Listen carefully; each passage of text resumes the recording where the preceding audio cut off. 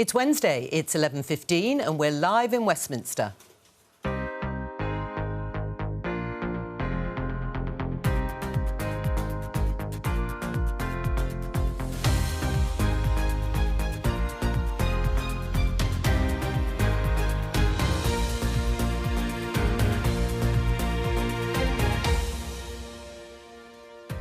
Joining me, Conservative MP Miriam Cates, Labour MP Chris Bryant, Sheffield Star editor Nancy Fielder and Daily Telegraph columnist Madeline Grant.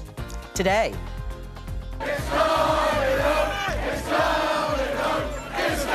It was a big night for England. He did score. He scored. Fantastic. Even non-football fans were celebrating. Are we focusing too much on this? Since yesterday, 9,938 people are reported to have tested positive for coronavirus. We'll talk to campaigners arguing the Northern Ireland Protocol is unlawful. And Boris Johnson faces Keir Starmer. That's Prime Minister's Questions, live at noon.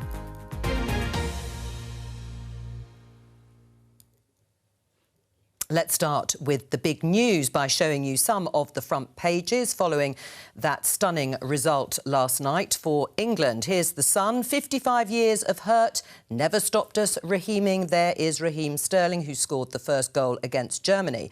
The Metro has this. England 2, Germany 0. The jinx. It's all over. That historic match. And this is how they were covering it in the Berlin Courier. That is the German football manager who's been managing them for years, but that was his last match, obviously disappointing. Yogi's bitterer Brexit. And Nancy, you, of course, have it on the front page too of The Star. Fans celebrate as Three Lions roar to victory. And it was a peak audience of 20 million, perhaps unsurprisingly. Nancy, what was the reaction from your readers? So absolutely massive in Sheffield. Sheffield has had a torrid time with football this season. Both Wednesday and United got relegated together for the first time ever. We invented the game. We are still the city that has the oldest existing football club. We have Kyle Walker, born and bred here. We have Harry Maguire, born and bred and trained here, and we are absolutely bursting with pride about England, about our local lads, and we can't wait to get further. I don't think I dare say any more than that, but we're very, very hopeful in Sheffield. Yes, I can feel the pride coming through the television screen. Miriam, you're nodding away there. I suppose after a difficult year, as Nancy was saying, is this what the country needed? Well, as someone who was also born and bred in Sheffield, can I associate myself with Nancy's comments? I mean, I'm not someone who follows football, I have to admit that, but this is great news for England. And I think the story of the Gareth Southgate redemption is really heartwarming. Ah, right, yes, of course. His reputation then intact. Chris, you represent a Welsh constituency. Will other home nations be cheering England on? I'm really chuffed for England. I can't pretend I know anything about football at all. Don't worry.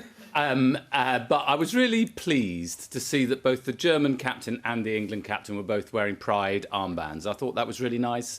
I thought Gareth Southgate has proved himself to be a better politician. Well, lots of footballers this year have proved themselves to be better politicians than most of us. So I'm really chuffed for England. I'm Welsh. Can I stop now? Yes, you can. But thank you for that. Very heartwarming. Let's take a look at these pictures of the Prime Minister watching.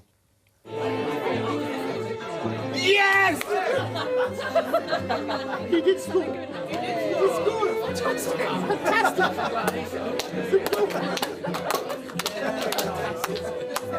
Well, Madeline, I know you couldn't see that, but that was the Prime Minister watching outside in the gardens at number 10. He wasn't completely convinced at the beginning that Raheem Sterling had actually scored, and I suppose that then nods to my question to you. Does it matter that he's not a natural football fan, as we have a few here on the panel too?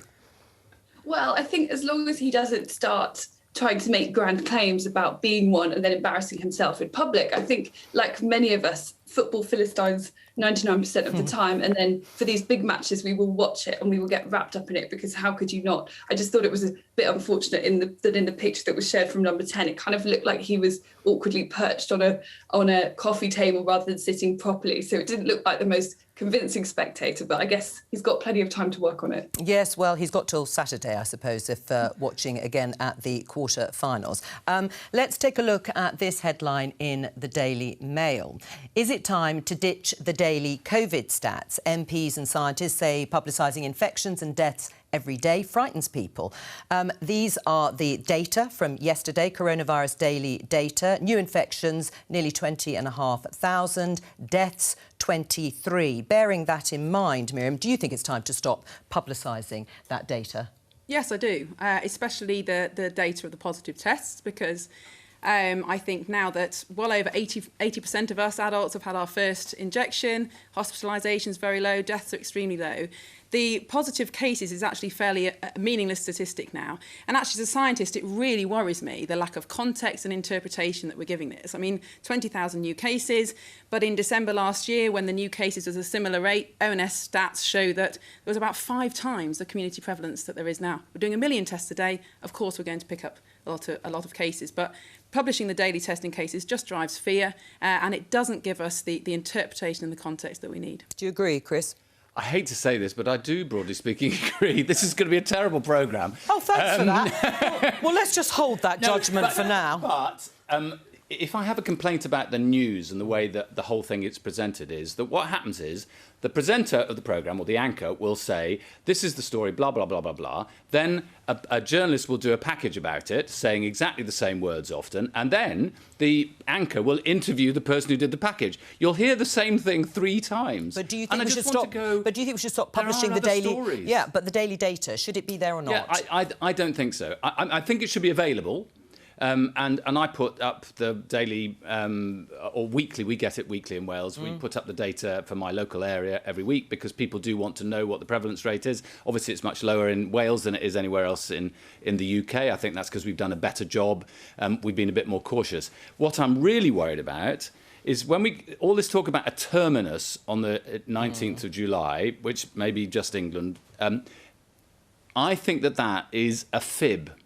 Because the truth is we will still have test and trace. As I understand it, the government is intending to keep that till next March. It's certainly paying for it until next March. Right. And if people are still being pinged, it will mean that people who run pubs, for instance, will suddenly find, as I heard about one case yesterday, the whole pub had to close for a fortnight because one person had been in contact with somebody who'd been in contact with somebody. And I understand that is something that certainly the government is looking at in terms of if you are pinged and double vaccinated, you may be able to test on a daily basis. We don't know yet, but that's a problem for pubs because lots of younger staff haven't been double vaccinated. Madeline, to the question initially, though, that the daily publication of figures, should that end? Does it frighten people? Yeah, I think it does. I really think that it's been one of the key things that has driven during the pandemic a skewed perception of risk, since, as Miriam said, the figures are read out without any kind of context. For example, on its own, a number like 50 dead might sound very scary, but without knowing what is normal for death, what the numbers are of people dying from other things. I mean, I've no doubt that if we were to publish every winter, if we were to start publishing daily flu stats, that we might well see annual flu lockdowns. I think that Chris Whitty and others were right when they said that we're now at a stage where the focus really ought to be on things like hospital admissions and deaths, since the vaccines have so convincingly broken the link between cases and those figures. And in fact, the fact that we're still using much the same public health messaging, and as Chris said, that we're still operating the test and trace system in much the same way, it almost suggests that we don't share the belief that the vaccines work. Right. I mean, Nancy, there was a time, and maybe there still is for many people, that we used to literally wait for those figures on a daily basis, and people will remember phrases that many politicians have used. It's data, not dates. Well, that's partly why they published the data, not just on deaths and hospitalisations, but on vaccinations too. Do you think it would be easy to stop those daily publications of figures? Well, I'm happy to go out on a limb. I think it would be completely wrong to stop them. I understand that they need more context, and I understand they can be concerning, but there is so much information and data that we can't get out of politicians already. Why would we take away something that we have? What we need is more data. for the people who want it. We need journalists to be sensible, and maybe it's journalism conversations here. Actually, how are we dealing with this? Have we got enough context? Are we doing too much? But taking the data away is fundamentally wrong, and we already have freedom of information requests that are just flatly refused, even when they should be accepted. And I think no data can be too much. It's for journalists to work through it and work out what the best way is to present it. Miriam? Well, I have to disagree with that, because I think that data without context is actually very dangerous. And you look at a statistic like the number of people in hospital with COVID, for example. Well, back in October, one of the last peaks, I know that in some hospitals in this country, only 25% of that figure were people that have been admitted with COVID complications. The rest were people who've been admitted and found to have COVID or caught COVID in hospital. If you look at that figure, it doesn't tell the story. You either publish an enormous amount of data with comparisons, with context, or you are much more circumspect about what you publish, because what we're seeing at the moment doesn't actually tell the truth. Nancy? What is wrong with giving us a massive amount of data then? Let's have it. And then when decisions are taken, people can scrutinise what the government is doing and see whether they think it's the right thing. I just think we're in a world where actually there isn't as much information coming out as there should be. And I'm not saying it needs to be these figures alone. I'm just saying that suppressing data is absolutely never the right way to go. I mean, Chris, you're bursting to come in just to show people, which you probably already know, the BBC News story, COVID, no weekly deaths reported for first time in Wales. I think that's been for a week. Funnily enough, it says weekly. Yes, for a week. Exactly. We've had days when we haven't had a death. And that is really good news. And interestingly, the Channel Islands, the only place in the UK that you can travel without any restrictions at all is South East Wales. So the figures are really low in my local patch, which is brilliant. I mean, lots of people sticking by the rules. It's been really tough for people. So does that underline the breaking of the link, and therefore... Well, I hope it does, yes. And obviously what really matters as we go forward is not necessarily the number of infections, though there is a danger if that rises very dramatically that creates new variants. But it's the number of hospitalisations and how long people are in hospital and whether that leads to deaths. The point I was going to make is I think we shouldn't be hiding the statistics. The statistics should certainly be available, and they should be available in a readily available way. But whether you have to have every night Hugh Edwards doing like a minute of and here's the statistics for this, that, and the next thing, I just think it feels a bit leaden, and also it's a bit confusing for people that you have two different sets of statistics. One of which is there's since 28 days, and then there's the other set, which is where they've been testing randomly around the country, so the prevalence. Yes, in terms of surge testing. I mean, Madeleine, the figures I read out earlier, I can't remember the precise number, but let's say we are talking around 20,000 new cases on a daily basis. Should we just get used to that? Is that going to be the norm if deaths are anything between 0 and 25? I think it was 23 yesterday. Well, I would expect that figure to decrease because plenty of people, I got my jab last week, my first jab, plenty of my age cohort in their 20s have just had the one. So we haven't yet got the full protection. So you would expect that to go down. It would be interesting to know where these cases are springing up. I suspect a lot of it is happening at schools. And there, I think we really do need to make a change because it's simply not sustainable. And it's so unfair on the children who've already lost so much educational time and seen their lives disrupted in so many ways. The fact that 1 in 20 school children is currently isolating, that seems completely unsustainable. And we're going to have to live with it genuinely like flu. We don't test everybody for flu. We don't isolate everybody for flu. Of course, it makes perfect sense if you have got flu, though lots of men I know think they have flu when, frankly, they've got a bit of... All right, well, about hypochondriacs we know. But to both Miriam and Chris, those figures, it was just 20.5 nearly new infections, 20,500, that is, and 23 deaths. Are you really prepared to tell your constituents, that's it, that's the new normal, get used to it? Absolutely. If you tested 1 million people a day... Oh, sorry. No, you go for it. If you tested 1 million people a day for the common cold, how many cases would you expect to find? If you tested and the deaths? And the deaths? But I think we should publish the deaths, but also alongside deaths from other conditions. But they are extremely low, and this is the point. The cases are now meaningless, and it's also meaningless to test children. 2 years ago, I had stage 3B melanoma, cancer. I was at the time told that there was a 40% chance of living for a year. I think we need to be much, much more focused on a whole range of other conditions, which is why, incidentally, I know you're not going to mention this, but I am introducing a bill related to acquired brain injury, because we have no strategy for dealing, including with, in the UK, for brain injury, which affects 1.4 million people. But we don't put stats up about that on the news every night, do we? Well, Nancy, do you think your readers would accept those sorts of numbers if...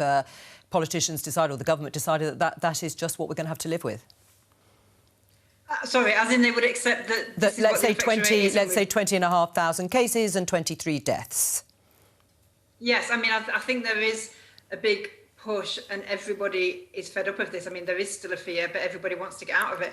And there is this element, isn't there, where actually there's a massive backlog in hospitals, cancer, so many different things that are killing lots of people now. So, yeah, I think we have just got to get on. My own kids have been impacted. Just in the last 2 weeks, one of them's gone straight back into his exams because he's had to isolate and then suddenly been dropped back into school. Neither had COVID. And they're absolutely fine, they've gone back in, but it's having massive impact here. But I do think I kind of feel a bit vindicated here because everybody's actually saying what we need is more data, not less data. We just need it on the right things. All right, well, you had the final word there, so you can claim victory on that, Nancy. Let's just show you this headline in the Daily Telegraph. Sausage war ceasefire imminent, but UK must not engage in negative rhetoric, EU warns. This is about the contested Northern Ireland Protocol. Maros Sefcovic said he was confident 3-month extension allowing British bangers to be sold in Northern Ireland would be granted. He is from the EU negotiating side. We can talk to the BBC's Northern Ireland correspondent, Emma Vardy. Emma, it's not quite as simple, is it, as the headline implies? What is actually going to be agreed? Well, the EU is set to push back this deadline to September. There was already a grace period when we left the EU from the 1st of January, which meant all the rules didn't kick in straight away. But this ban on chilled meats was always coming down the line, and the UK government was asking for an extension to that grace period to allow supermarkets to change their supply chains so that they don't ship chilled meat over from GB to Northern Ireland anymore, that they can source it from the island of Ireland instead to get around that problem with the ban. So the UK's asked for more time to do this. The EU is saying yes, but it pushes that deadline back to September. And then we'll have the same sort of debate all over again and have to find a solution. So, yeah, it's not quite as simple as that, but it does kick the can down the road a little bit for now. Well, as you say, this is really about changing habits and behaviour, not necessarily a sort of solution as the British government would like to see it.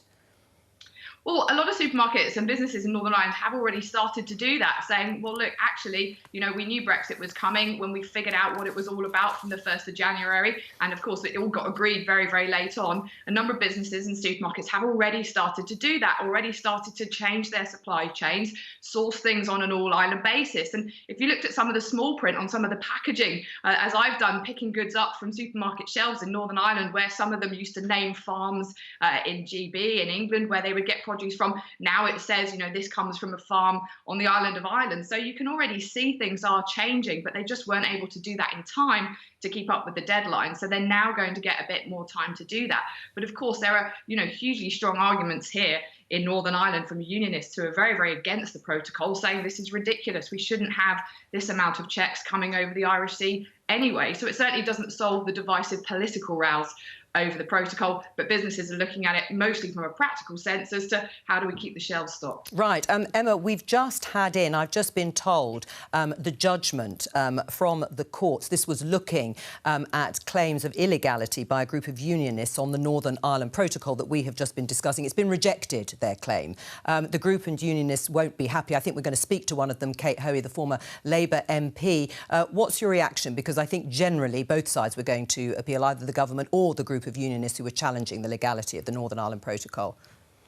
Yeah, well, look, this court case was all about unionists arguing that what the protocol does is not only, you know, break the Good Friday Agreement, but it also breaks the Act of Union, which created the United Kingdom of Great Britain and Northern Ireland. And they were making those arguments very strongly in court, hoping that the High Court would find against the government and that would strengthen their cause for trying to call for the Northern Ireland Protocol to be scrapped. As you say, if that's just come out in the last few minutes that they found a gate for the government.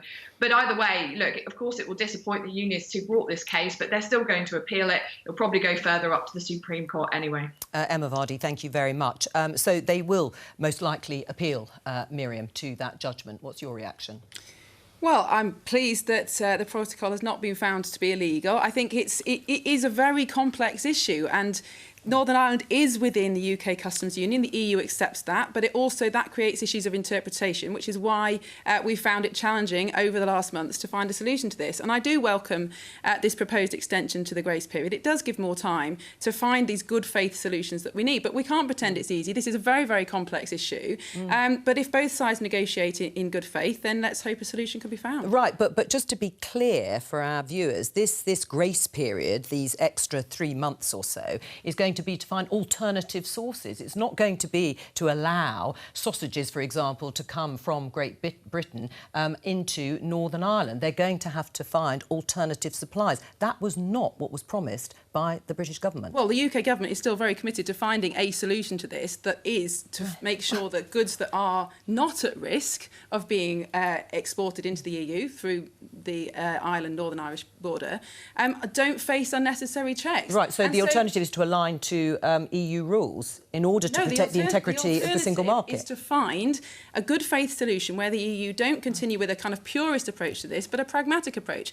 You know, we as the UK are a trusted partner to the EU. We can be trusted to mutually enforce different agreements, and I think that is the approach necessary. I do welcome this extension. I hope that a solution can be found. There are going to be changes as a result of Brexit from where different companies source their products. That, of course, there are. But we also need to find a long-term workable solution to the protocol, of which the sausage issue is one of them. Right. I mean, what's your response, first of all, to the judgment? I mean, it's been rejected, the unionist claim. I've not examined the case, I understand. And frankly, I thought that was all a bit of a sideshow. It just seems a massive own goal to me that we end up with a situation where basically supermarkets and shops in Northern Ireland are persuaded basically to buy products from the rest of the EU rather than from the rest of the United Kingdom. That seems an own goal, but it was not only predictable, it was predicted repeatedly. And it just seems a massive irony to me that the unionists are the people who are effectively dismantling the union. Right. Well, Madeleine, what about the reaction, not just to the statement, but also that sausages, chilled meats, going from GB to Northern Ireland has become a totemic issue? Yeah, well, I think that as is often the case with this, you get one particular, what seems like a small thing, but is actually either the tip of the iceberg or something very representative, totemic somehow of a much broader problem. And certainly, I think the extension to September shows a level of goodwill, which is welcome. Although I must say that the negotiations on both sides have generally been characterised by this kind of right up until the deadline, then a further bit of can kicking, then some more, and you carry on until push really comes to shove and something concrete has to be agreed. So I do see Chris's point about this being something of an own goal, but I also think that taking too inflexible and too prescriptive a line from the EU's perspective has been something of an own goal as well. It's extraordinary how they've succeeded in uniting not just the DUP or even the British government, but all unionists in Ireland. The new leader of the Ulster Unionists complained that the EU is more interested in stopping a sausage roll from getting into their single market than they are in protecting the Belfast Agreement. And I do think there's some truth to that. There are things that should be considered more carefully, such as trusted trader schemes that would allow the easier crossing of goods from Great Britain into Northern Ireland that doesn't seem to be that level of commitment to this. Can the EU really claim that in good faith they are doing their best to uphold that, or are they pushing an overly inflexible line in order to punish? Chris? Well, I was just going to say there are other areas as well where good faith would be a really good idea, and a bit more give and take. I've always been in favour of compromise as a politician. We had David Frost in front of the Foreign Affairs Committee last week talking about touring, British artists and actors and performers being able to tour in Europe. It's a really important part of the British economy. And I just think everybody's being utterly complacent about the fact that lots of countries are making it virtually impossible for a British band to tour in Europe. Well, this was predictable and was predicted, but we should, therefore, have got our ducks in a row by now. Miriam? But I think it's realistic to say this is a very complicated issue. And if you could kind of draw a Venn diagram of the different considerations you have to make with Northern Ireland, respecting the Good Friday Agreement, respecting the integrity of the UK, respecting the integrity of the EU Customs Agreement, there's a very narrow piece of shared area there. And finding it is going to take time. It's going to be difficult. And I don't think the fact that it does take time is a sign of failure or that these negotiations go up to a deadline. That's why just human nature. it wasn't an oven-ready deal, was it? It really wasn't an oven-ready deal. Was always going to be complex and relied on this good faith issue. And I completely take other panellists' point, including yours, that we need to take the political heat out of it. Of course we do. Well, but that doesn't mean that it's going to take less time. Not David Frost's favourite attitude, and that's obviously the UK's Brexit negotiator in this. Nancy, do you agree the heat's been taken out of this negotiation to a certain extent on both sides? Do you think it's meaningful, this agreement, this extension? No, I don't. And to be honest, I think it's been very interesting. I think what I've learned most about all of this is speaking to people on the ground in Ireland who write for local newspapers, both sides, who absolutely saw all of this coming. And I've got a colleague on the Star who grew up in Northern Ireland. And when people kind of go, oh, we didn't think it was going to be this bad, it's like, no, we all knew it was going to be this bad. And nobody's hearing that. Nobody is listening. Absolutely. And we have had ages for this. Let's unpick this. We've chosen to be here. I think just under half the country is throwing their arms up and going, yeah, what did you think was going to happen? Yeah. So there really is a duty for this to be sorted out. And it lies with us because we're the ones who wanted this. So it's got to be sorted, and we've got to remember this isn't about sausages, this is about real lives. And actually there is devastation being caused, some might say unnecessarily, across a really, really difficult situation. We knew this was coming. Yeah, Madeline? And lots of the farms incidentally are Welsh farms. Yeah, well, good. Right. Madeline, I just want you to respond because that was really to your point. Sure. I don't think the onus is solely on us. I think it's on both sides if you're looking at something complex like the Belfast Agreement. And the other thing is simply that I don't think the protocol was ever really expected to be a kind of static entity. You know, its own Article 13 sees it as a live thing that can change in time. And it's up to both sides now to find a way of changing it for the better and making it workable as we go along, because it is complex. But I think we have to move past that sense of people of sort of punishment on either side. We've got to come up with a solution that works. Nancy? Absolutely, that is what is needed now, but I don't think blaming the EU is going to help us. What we've got to do is make something that works for the people of Ireland, and we've got to listen to what they want, and it's a really difficult conversation, but it needs to be solved quickly because it's horrible for them. Right, I mean, Chris, you mentioned earlier, I think you were saying this group of unionists is single-handedly dismantling the union. What do you mean? Well, I think it's fairly obvious that if now supermarkets and shops in Northern Ireland turn to the EU for all their chilled meats rather than Welsh farms or Scottish farms or English farms, that is slowly, bit by bit, dismantling the union. Do you agree? No, I don't. And I think I accept that many of these issues were predicted, and the whole point of the protocol was understanding that it would take time. But just because something's difficult does not mean it's not worthwhile. All right, we're going to move on and show you this headline, BBC News. Drugs, review to recommend policy overhaul to health-based approach. We can talk to Jack Fenwick, Politics Live reporter. It's your story. What have you found out, Jack? Hi, Jo. So this is the Dame Carol Black Independent Review of Drugs Part 2, quite a snappy title. And this was something commissioned by the government last year. We're expecting that it will be published next month, early next month. And I understand that the big recommendation in this report will be a move to a more health-based approach to drug policy, in particular problem drug use. That will mean a bigger emphasis on things like recovery and drug treatment. Now, the significant thing politically here is that could lead to a much bigger role in formulating policy for the Department of Health and Social Care. At the moment, drug policy is split between lots of different departments, including Health, the Home Office, the Ministry of Justice, so we might perhaps see a change there. I understand that the other thing likely to be in this report is an acknowledgement that there have been failings in the system after a squeeze on budgets across government, particularly on youth service funding in local government.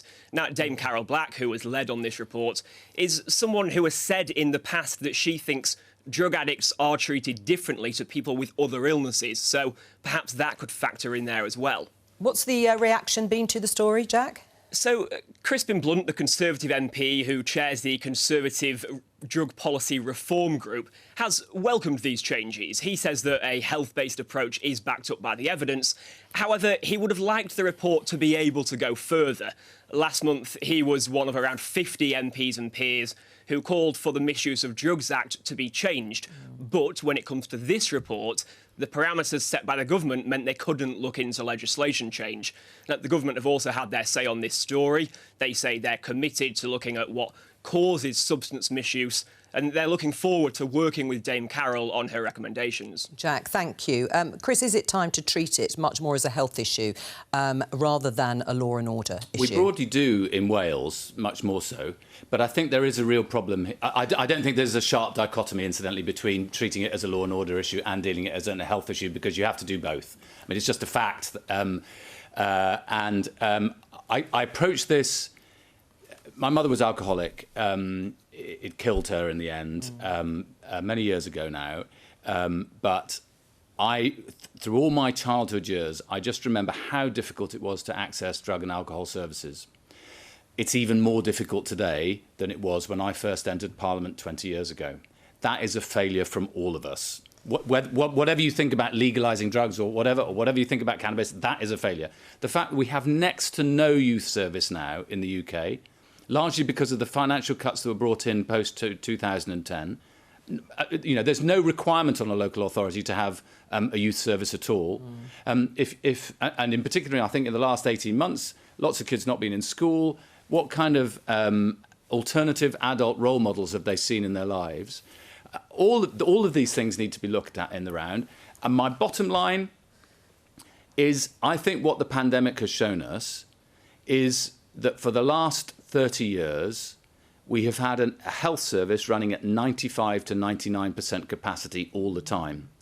And that just doesn't work when you've got other things come into the equation. We have nowhere near enough people who are expert in drug and alcohol, and for that matter, eating disorder conditions. And we really have got to wake up. We should be spending 25% more. I'm not speaking for the Labour Party. Before anybody goes, right, Labour's found the magic money tree. I just say you need a health and social care service and a youth service that is properly funded in this country. Miriam? Yeah, I think the answer to this is an integrated one, and I welcome this review, and I think a health-led approach is a good one.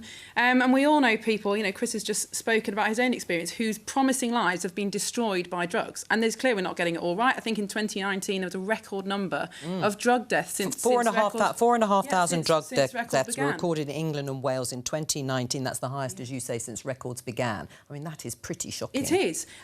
We should take a health-based approach, but we also shouldn't over-medicalise it, because I think some of the root causes behind addictions are much wider than just a medical approach can solve. And you see from things like the Alcoholics Anonymous programme, those kind of community strength-based solutions we also need, integrating them with youth service, those kind of things. It's a much bigger problem than just an NHS. It's so problematic. I mean, I've been to meetings. It relies on you believing in a higher being. It doesn't have to be God, a religious God. But I mean, the success rate is tiny. I just use that as one example. No, I understand. I'm not having a go. I'm just trying to strive for, why is it that after so many centuries of people dying of these conditions and families being torn apart and facing all the lies and the pain and the hurt, that we still don't know any more, really, than we did 150 years ago. No, and it's a very emotional issue for lots of people, the issues of addiction, of drink, drugs or whatever that's associated, and as you say, have torn families apart. And just to put it actually into figures, because we've heard very passionate personal testimony there from Chris. Madeleine, the total cost to society of illegal drugs is around £20 billion per year. Only £600 million is spent on treatment for people with drug issues. That can't be right. No, I don't think it is. I think that clearly there is a strong link between the use of certain drugs and associated cost to society. It's enormous. But you don't solve that. The prohibition-led approach hasn't worked for such a long time. It hasn't achieved in the criteria that it really should be achieving at, bringing down deaths, reducing pressure on law enforcement and so on. And often I think an overly punitive attitude has led to proposals that might really help people, that might help people come forward and seek help, and seek help from people who can bring them into some kind of a system. These sorts of proposals have been resisted on the basis of taking an overly punitive attitude. So in Glasgow, which suffers absolutely, some of the worst, possibly the worst drug problems in Europe, they were trying to pioneer a scheme whereby you would set up consumption rooms where heroin addicts could go and take that in a controlled environment where help is available for them if it's needed. And they hoped that would reduce the shocking number of overdose deaths in Glasgow. But the government blocked it on the basis that, that they didn't want to be seen to be giving any kind of endorsement to that. And I think there is also sometimes a problem of treating all drugs in much the same way, even drugs that don't have anything like the same kind of associated health or social costs as say something like heroin. Right. I mean, Nancy, very moving listening to Chris and his personal contribution on this. And he talked about youth services and the impact that can have. What is the situation in Sheffield when it comes to not just sort of drug misuse and how it's handled, but cuts to services like youth services? No, I think Chris has absolutely hit the nail on the head here. What we do is we panic and we deal with kids who've stabbed each other. In Sheffield, we've had awful examples of that. We've had murders of people involved in gangs who've been exploited. We have drug addicts sleeping on the street. Do you know, if there's no magic monetary needed, it costs millions more to solve the problem when it's become a problem. And we have had court cases where, do you know what, a little tiny bit of intervention where there was a key problem in their life at the age of sometimes as young as 9 and 10, without much money at all, you can help these people, we can support each other and we can get through it. But actually we just kind of blanket, they get expelled, they get pushed from school to school, and then they become a massive multi-million-pound problem. And there is a solution here. I do believe that drugs isn't about necessarily punishment. Sometimes it is, but actually by that time, society has failed and we've got it wrong. Let's invest right at the bottom. It's not an instant solution, but it is the only solution that will actually bring a positive difference in the long run. Right, and Miriam, legislation, does that need to change? We heard Jack at the beginning talking about Crispin Blunt, your colleague, Tory MP, saying that actually the parameters should have just been broader. There just needs to be a change to an act that was made decades ago. Well, I'm afraid I don't know enough in detail to comment on that. I mean, I'm not someone who advocates decriminalisation of drugs. I think the trade itself causes huge damage, but that's not to say we should be treating addicts as criminals at all. But just one thing to add, I'm very encouraged by Andrea Ledsam's review into the first 1,000 days of a child's life. And one of the key recommendations in that is that parents, at the very start of their child's life, if they need intervention, if they have addiction problems of their own, that's when those things should be tackled, support should be given, so that you don't get this kind of generational continuation of some of these issues. Final word to you, Chris. One flaw in Andrea's report, which I broadly like, it doesn't make enough mention of brain injuries. Sorry to come back to this, but it's a fact that kids from poorer backgrounds are 4 times more likely to have had a significant brain injury by their 5th birthday than from wealthier ones.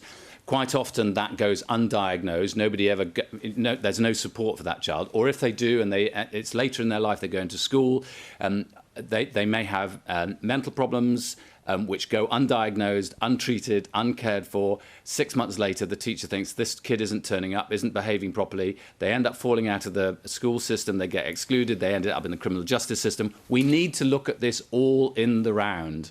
Looking at this in silos just simply doesn't work. Let's just show everybody this story in Nancy's paper, covered recently in the Sheffield Star. It says Sheffield Council considers smoking ban on pavements outside cafes, pubs, bars and restaurants. You went back to your readers, Nancy, and asked them what they thought of the plan. What did they tell you? It's very divisive, that's what they told us. I think smoking bans are always divisive. In fact, bans are always divisive, aren't they? But actually, there is more support for this than you might imagine. I also think that having myself, like many of our readers, been forced to sit outside pubs because of COVID restrictions, you suddenly realise how bad it is when you're surrounded by smoke, because naturally the smokers could smoke in the gardens, pub gardens, except we were all there suddenly. So actually, I think this is going to always get a reaction. The councils have already brought it in, has had a negative reaction, but overall, I think it's a good thing. We know smoking kills. People who smoke know smoking kills. That's for them to deal with. Madeleine? I couldn't disagree more. I think if you're going to, I think basically we need to come to some kind of truce here between the smokers and the non-smokers. One of us gets inside, the others get outside. No one gets to claim both inside and outside. You know, I'm a occasional smoker, and we've already been hounded out of pubs and bars. And now the non-smokers want to claim the pavement. I just think this is, you know, where exactly are we supposed to smoke? Sometimes when I look at proposals like this, I just wish that the public health officials would come out and be honest about the fact that they want to ban smoking altogether, and they won't be happy until they've done that. But they don't want to admit to that extreme proposition, so they fall back on complaints about the risks of secondhand smoking outside and so on. And I read some of the comments of Nancy's readers, and some of them made very sensible remarks. A lot of them raised the fact that it's been a really terrible year for pubs already, and you'd think that they would be, the last thing they need right now is more prescriptive rules made by people who probably don't go to the pub all that often themselves. Nancy? Yeah, absolutely. There are lots and lots of people who think this is a terrible idea. And yes, pubs need all the support that they can get. But it would be nice if smokers could support pubs without necessarily having to smoke something that is proven to cause cancer. Right. I mean, Madeline, a recent YouGov poll has shown that only 19% of smokers think the government is going too far in trying to make them stop. There's no sign there of a hostility to sort of nanny state measures, is there? That's interesting. That does surprise me, because I just think, how could anyone who smokes not think that the government has gone too far when the amount that we have to pay, for example, on taxes, there's this common myth that smokers are a drain on the NHS. It's the exact opposite is true, because we pay so much more for our cigarettes than people in many countries across Europe, that we're actually rather good for the exchequer, given how much we pay. I can only explain that as a sort of, perhaps there's institutionalised nanny statism that you learn to accept after living under it for so long. I must say that I don't see how any smoker could think that. And before I bring the others in, just to answer Madeline's question, Nancy, where should smokers go for a cigarette? But this isn't looking at banning smoking. This is looking at the areas immediately outside. So, for example, but if you're at the pub, where should they go? Further down the street? Well, maybe they could not smoke, or they could walk somewhere else. Yeah, maybe you shouldn't smoke. Give them smoking, perhaps. Chris. Or they could go for a walk around the block, which would combat the impact of the smoking, perhaps. Madeline? Why can't we just let the private venue decide what arrangements they make? I mean, if a pub, let's say that a pub decided that it wanted to have a private smoking room, if many of its clientele happened to be smokers, then in a way that would be good, because it would mean that the smokers would know there was a place they could go. We'd stay out of your way. We wouldn't be invading the smoke-free areas. But that's not allowed either. I mean, ultimately, what this is leading to is no one's allowed to smoke. All right, before I go to you, Chris, because we can hear where you are on this, so whose side are you on, Miriam? Well, I think for a very short-term period when pubs are only allowed to operate outdoors, I think there's an argument for a ban. But if you take any of these decisions on their own, you can argue, oh, well, this is safer, you know, there's an argument for this. But if you take these decisions in the round, banning things removes our autonomy as people, and that's wrong. I think there are cases where things should be banned because they're so harmful, but we all make decisions every day that are good for our health, that are bad for our health. That's part of being human, and I don't think it's a good position to be in, where we're relying on the state to tell us what is a good and bad decision to make. That removes our autonomy as people. Chris? I represent a former mining constituency, and you would think that lots of people in the Rhondda had died of chronic obstructive pulmonary disease because of working in the mines. I asked the statistics, and it's almost twice as many died of COPD from smoking as died from the mines. So the thing I am proudest of as an MP was voting for the ban on smoking indoors, and including not allowing specialist rooms and specialist clubs and all the rest of it, because I've probably saved more lives by that single vote than anything else I've done as an MP. And what about outside? I don't know. You don't know. Miriam, in response to Chris's first point. Well, I think that is a case in point. Taken on its own, the ban in smoking indoors, you know, you can see loads of positives from that. And I'm not a smoker myself. I've never smoked. I think it's a waste of money and it's bad for your health. I would never do it. But I bet you, if you'd been in Parliament, you'd have voted against it at the time, and you've done all these kind of libertarian arguments. I honestly don't know. No, I'm I'm not a libertarian, and I think none of these are black and white issues, and they should all be taken in the round. The same with COVID. I'm not a libertarian. I think we have to balance people's right to autonomy with the common good. I very strongly believe that. But when you take these decisions together and you move towards a situation where the state tells us what is good and bad, I mean, are we going to ban driving? What else are we going to ban? That is the overall picture that worries me. On the whole, I don't like banning things. I'm a gay man. We were banned for centuries, so I quite like the fact that we're allowed to exist now. Madeline, you wanted to say something? I was just going to say, I think there's also a general, the direction of travel is almost in changing the way that we as autonomous adults are allowed to behave. There are serious proposals amongst many MPs in Parliament, I think, are supporting the idea of bringing the smoking age up to 21, even though the voting age is at 18, and there are many MPs that would like to see it lowered to 16. You know, I think it is in Wales.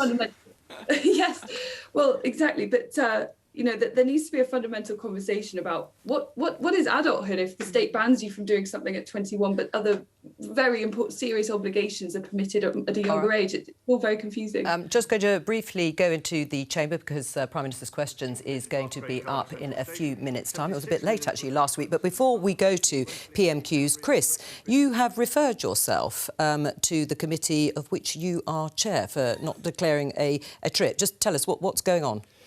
So I went to Poland in 2019 as a guest of the British Council to address a future leaders conference, and it cost £600 or £606.35 or something like that, and I should have declared it, and I completely forgot, and I don't know why I forgot it. I have absolutely no excuse whatsoever. I've thrown myself on the mercy of the Parliamentary Commission. Well, not of myself, no, of the Parliamentary Commission for Standards.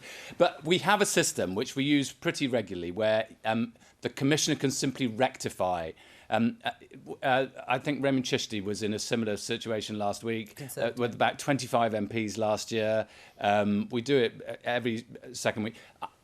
Our rules are too complicated, but frankly, I'm just an idiot because I forgot. Right. I have no excuse whatsoever, and I'm just glad that we have a system where if you do fess up, you get absolution. Right. Does he get absolution? I completely commend Chris for his honesty and transparency, and I think it's a good thing to have high standards in public life, and if you do that, you've also got to have a high level of forgiveness because we mess up, we make mistakes, and usually there's no malice or intent in it, we're just human. Right. What is the process then? How long will it take before It's done. Oh, it's all done. Yeah. Oh, I see. I mean, I think there was another case a couple of years ago where it was very similar. Somebody had completely forgotten to register something. It was sorted in 5 hours. So all I'd say to members is if the Commissioner gets in touch about something, reply very quickly because it'll all be done and dusted in 24 hours. Right, I think we might just have time for this quickly. Camilla Tominey in The Telegraph has just tweeted this. The Queen will host Angela Merkel, the German Chancellor, at Windsor Castle on Friday. #Orcs, awkward, #England. Madeline? Yeah, it's good. I think the Queen is so diplomatic. I can't imagine Angela Merkel coming into the room and the Queen's like, England. But, to be fair, the Queen has a little bit of royal German blood in her. Yeah, so, I mean, I think it's not going to be a knees up, though, is it? Well, I don't know. Be good to be in the room, wouldn't it, at the time to see? I don't think you're going to get invited. No, I don't think I am. Nancy? Yeah, I don't think that will be an awkward meeting. There's more awkward marriages in Sheffield with divided opinion over football. I can show you the Queen can get through this. Miriam, what do you think? Would you like to be there as that goes on? Because Angela Merkel does like her football. I think it'd be very interesting, but I would hope the Queen, as the Queen of the United Kingdom, would also be commiserating with Wales and Scotland as well as celebrating with England. Right, well, I think Very good point. What is a very good point? Oh, we're still not at Prime Minister's Questions, so we will have to talk about Friday. I'm sorry, we will have to talk about the football now we've done you as well. But are you going to be watching on Saturday? What? Oh, there's another round, isn't there?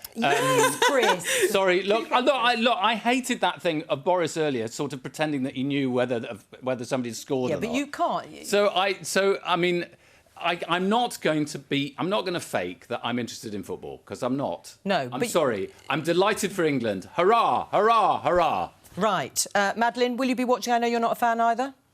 Oh yeah, I'll probably go and catch it at the pub. I mean, I would never claim to know anything about it, but I think that even those of us who are complete Philistines on football, you do get that fear of missing out, the FOMO feeling. Well, I think I'm just a sheep, really. Well, you said it. I was in Argentina when Argentina won the World Cup in 1986, and that was, I remember feeling the whole of the country kind of breathe in and then scream for about 24 hours. What about the historic rivalry? Do you think that's been put to bed, Nancy, between Germany and England? You can't put that to bed. I mean, we've got the upper hand now, but it's not been put to bed, has it? That comes back every single match. But there were pubs in Sheffield full of football fans at 7:30 in the morning yesterday. We're heading into a weekend. The celebrations are going to start way before the day actually comes. Right, hold it. We're going to love it. Hold that thought, because Prime Minister's Questions is here. And thank him for all his service to this House and wish him all the very best in his retirement. Mr. Speaker, I know members from across this House will want to congratulate Gareth Southgate and his team on their 2-0 win against Germany at Wembley last night, the first time the men's team have beaten Germany in 55 years in a knockout game. We wish them all the best for their match against Ukraine on Saturday, and we'll all be hoping against hope that this time finally, football is coming home.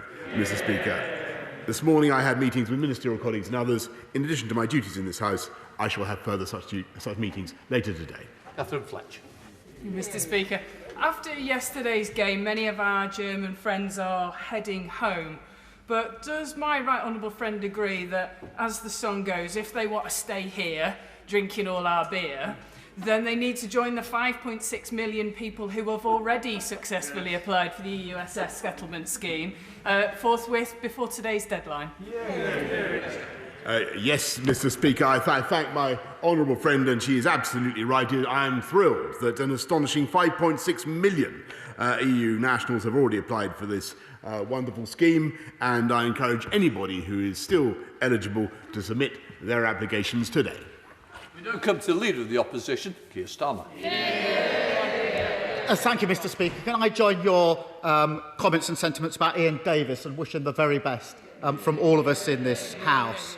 Can I also congratulate the England team for yesterday's performance? Having been at Wembley for the Euro 96 semi-final and experienced firsthand the agony of that defeat, yesterday's result was truly incredible.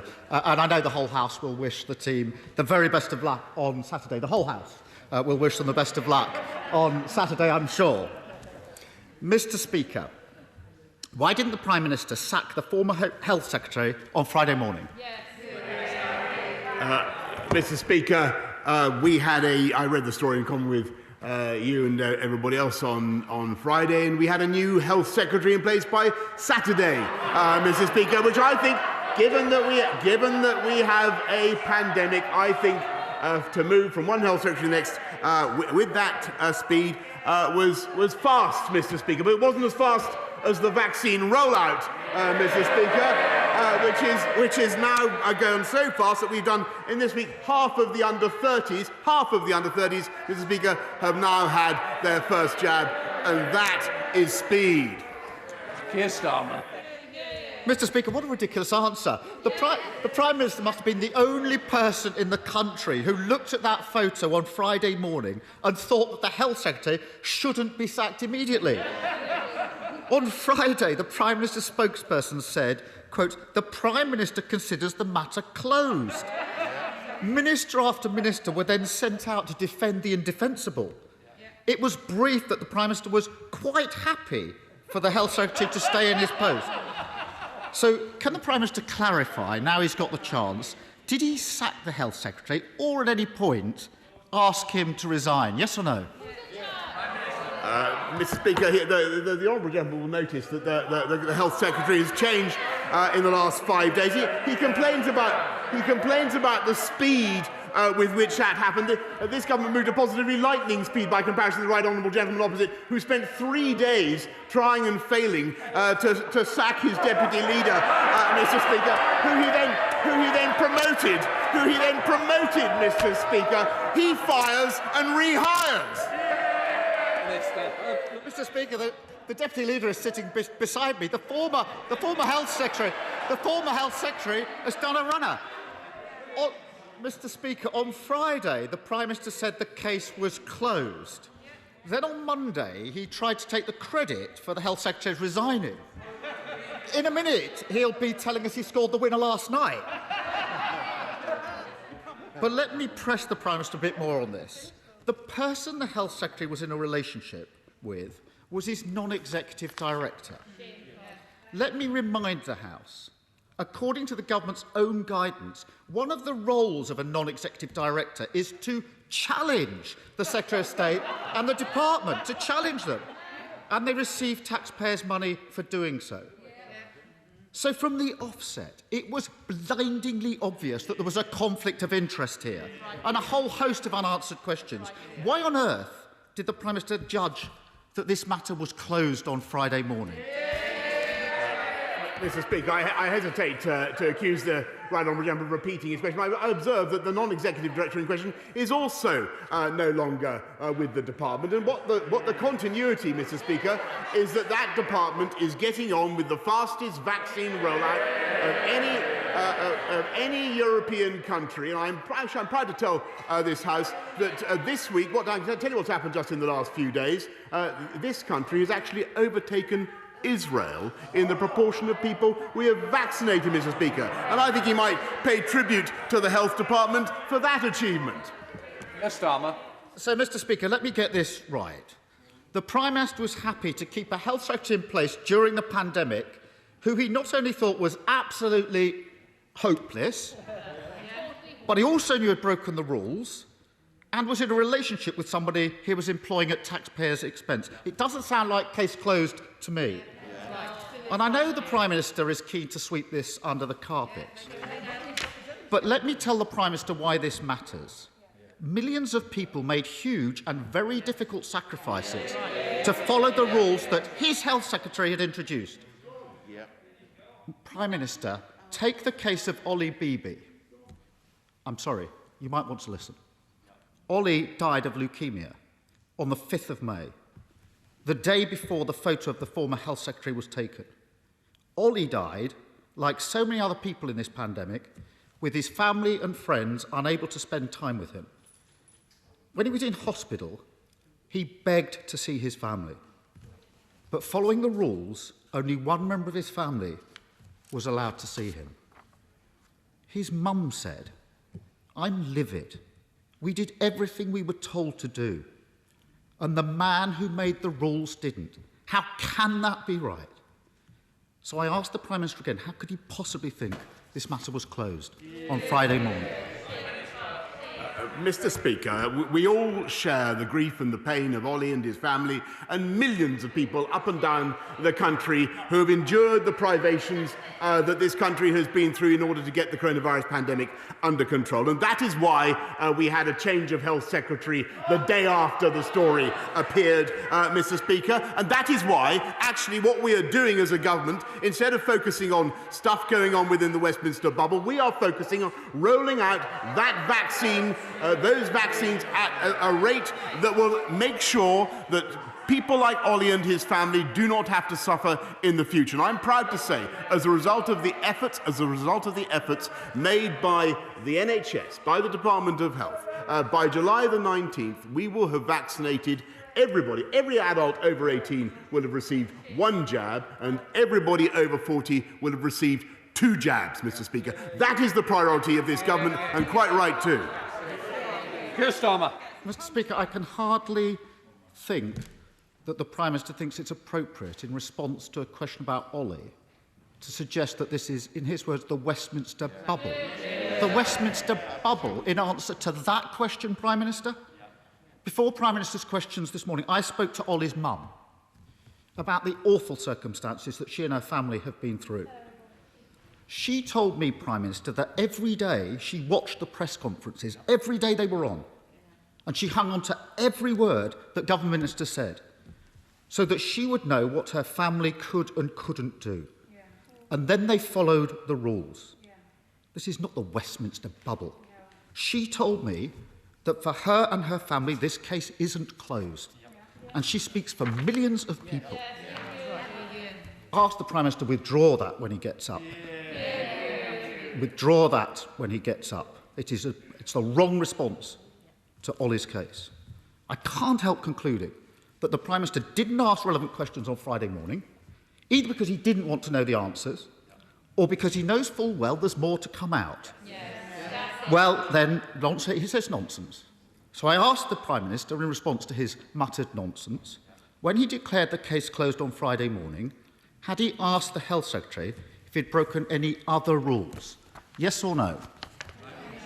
Mr. Speaker, let me be absolutely clear with the right honourable gentleman, and I think the whole House and the whole country can see that we have a new Health Secretary in place and have had one since the day after the stories appeared, and that was entirely right, and that was the right response to the situation. And he is, of course, he's right in what he says about the sacrifice made by families up and down the land. But the best response, in my view, to their grief and their pain and the sufferings that they have endured is to get on with a new Health Secretary, which is what we have, and with all the energy and application that we have, to roll out those vaccines and allow the people of this country to work forwards towards Freedom Day, which I devoutly hope will come on July the 19th. And never let it be forgotten, Mr. Speaker, that if we'd followed the advice of the right honourable gentleman, that would not be possible, because it was under his proposals that we would have stayed in the European Medicines Agency and been unable to deliver the vaccine rollout at all. Yes, Starmer. Mr. Speaker, I really think that having failed to sack the former Health Secretary, he really is trying to take credit now for the fact that we've got a new Health Secretary. So, Mr. Speaker, well, he wouldn't be there if the Prime Minister had his way. The matter was closed. So, Mr. Speaker, it's no questions asked by the Prime Minister on Friday and no questions answered today. There's a pattern here. When Dominic Cummings broke the rules by driving to Barnard Castle, the Prime Minister backed him. When the Housing Secretary unlawfully approved a £1 billion property deal for a Tory donor, the Prime Minister backed him. When the Home Secretary broke the ministerial code, the Prime Minister backed her. And when the Health Secretary broke COVID rules, the Prime Minister tried and wanted to back him too. Every time it's the same old story. Isn't it the case, Mr. Speaker, that while the British people are doing everything asked of them, it's one rule for them and another rule for everybody else? Mr. Speaker, there was a new Health Secretary the following day, Mr. Speaker, and the whole country can see that, and we are getting on with our agenda of vaccinating the population of this country through the energy and application of the new Secretary of State for Health and the Department of Health. And I thank them and I congratulate them. And it's as a result of that vaccine rollout, Mr. Speaker, which, as I say, would have been impeded, fatally impeded, had we followed the policies of the party opposite. That we're able now we have a higher wall of vaccination than virtually any other country in the world, and we are able to proceed with our cautious but we hope irreversible unlocking of the UK economy, with the result, Mr. Speaker, that growth is up to levels we haven't seen since last July. Jobs are up, and he calls for us to act faster in removing cabinet ministers, Mr. Speaker. It took him 3 days, as I say, to give her three new jobs. Shadow Chancellor of the Duchy of Lancaster, a Shadow Secretary of State for the Future of Work. We create jobs, Mr. Speaker. He creates non-jobs. He dithers, we deliver. Jacob Young. Thank you, Mr. Speaker. The steel industry is an asset of national strategic importance. Not just my words, but the words of the Prime Minister. And I know he means it, because when Grable went into administration, this government supported British Steel until a new buyer was found. British Steel still employ more than 800 people in Redcar and Cleveland and more than 3,000 people in Scunthorpe. So can I ask the Prime Minister, in light of the TRA's recommendations to the Trade Secretary, how will he ensure that steel remains a national strategic asset? My honourable friend is absolutely right to campaign for British Steel, and we have an ambitious plan to transform our country with better use of British Steel. As I said to the House a couple of weeks ago, there's a 7.6 million pipeline of steel waiting to be bought over the next decade. And as for the recommendations of the Trade Remedies Authority, the government is considering them, and the Department for International Trade will update the House later today. Leader of the SNP, Ian Blackford. Yeah. Thank you, Mr. Speaker. And can I join you in wishing Ian Davis all the best for his retirement and thank him for the service that he's given to the Scots Guards in this House. He has truly been a friend and a sane voice to give guidance to those of us on these benches when we've needed it, and I thank him very much for that. Can I congratulate England for their victory last night, and of course wish them all the best in the tournament ahead. Of course, they've done well. They've won most of their matches, with the exception of the game against Scotland, where, of course, they even failed to score a goal. No luck. But, Mr. Speaker, in July 2019, this Prime Minister gave an unequivocal guarantee to EU nationals living in the UK. The Prime Minister said they will have an absolute certainty for the right to live and remain. Less than 2 years later, hundreds of thousands of EU nationals have been left in limbo, including thousands of children. While the settlement scheme deadline falls today, we know there are hundreds of thousands of unprocessed cases. It is simply unacceptable, Mr. Speaker, that their rights will be diminished by the failures of this government. Will the Prime Minister honour his word, give certainty, scrap the disastrous settled status deadline before we face another Tory Windrush? I thank the right honourable gentleman, and I'm just to repeat what I said to my honourable friend earlier. I think it's fantastic that 5.6 million people have applied. We are processing all the applications as fast as we possibly can, and clearly the most important thing is for anybody who still hasn't applied to get their application in today. In Blackford. Thank you, Mr. Speaker. But the issue is there is a backlog of hundreds of thousands of cases because of delays on decisions. Mr. Speaker, overnight, thousands of our friends and neighbours could become illegal immigrants. They are living in fears for their jobs, their families and their livelihoods, all because this Prime Minister won't keep his word. We know all too well the experience of this government's Home Office. Dawn raids, vulnerable people deported, a hostile environment for the Windrush generation. Scotland's message to EU citizens is you're welcome here. We want you to stay. This is your home. But this UK government is causing EU citizens untold stress. One woman who has been in the UK for 44 years says that she feels suicidal. Another says she feels like a third-rate citizen.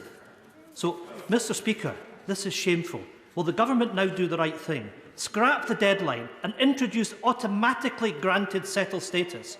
Or will the Prime Minister's legacy be the ridiculous removal of NHS staff, our local community workers, our teachers and many more who have made their homes here?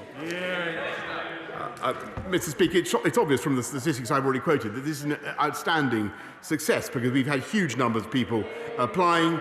And, of course, if there are people still who have to apply, and there's been several extensions of the deadline, it's 5 years now since the Brexit referendum.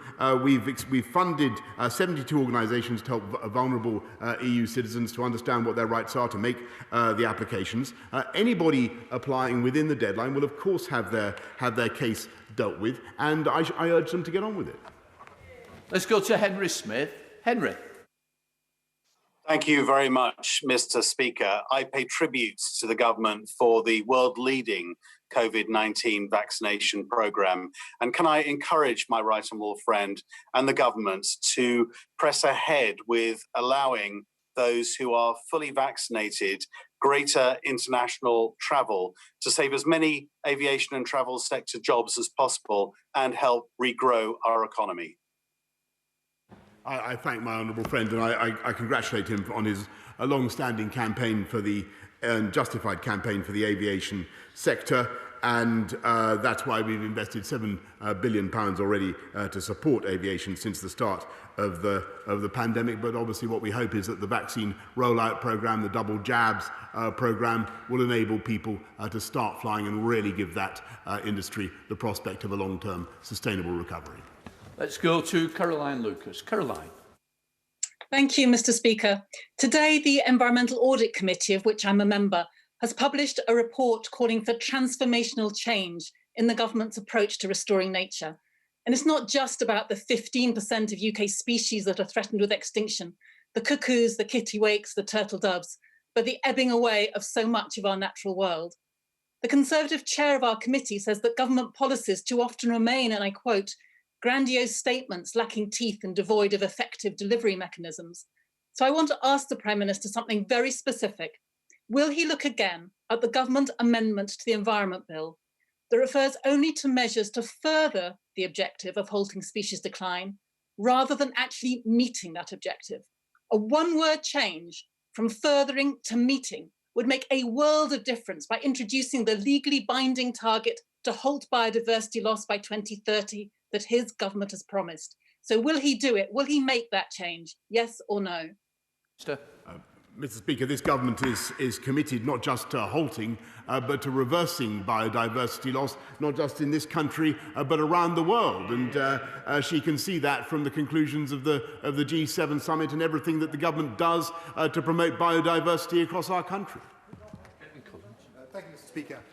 Over the last few years, we've seen the proliferation of hate speech, harmful content, anti-vaccine conspiracy theories on social media. In response, the government has published its world-leading draft online safety bill. Can the Prime Minister say when Parliament will be given the opportunity to start the scrutiny of that draft bill? Prime Minister. The bill's been published in draft form, and a pre-legislative scrutiny will start as soon as a joint committee has been established. And I'm given to understand from my right honourable friend, the Chief Whip, that my right honourable friend may be in a position to serve with advantage in the scrutiny of that bill. Catherine McKinnon. Thank you.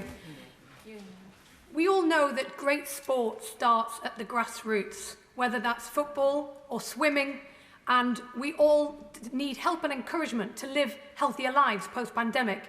Yet since last March, over 400 leisure and fitness facilities have permanently closed, including our much-loved swimming pool in West Denton, and many thousands more are under threat. So will the Prime Minister do two things about that today?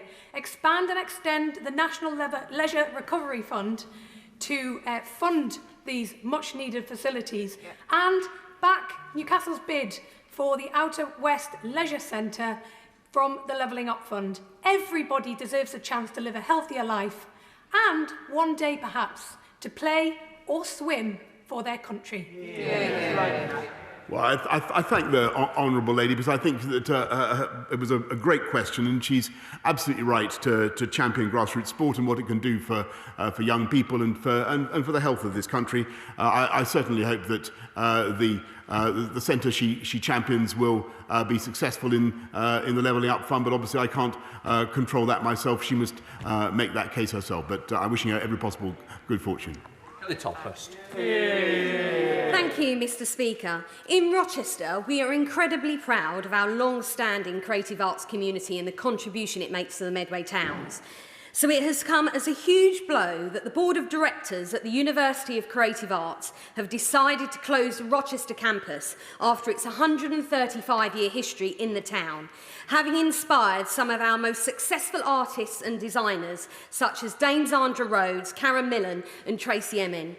Does my right honourable friend agree that the university's plan to close the site at such a difficult time for the sector will be detrimental to our levelling up agenda locally, but also to the opportunities for so many working class kids in Medway, for who this campus has always provided an instrumental route into further and higher education?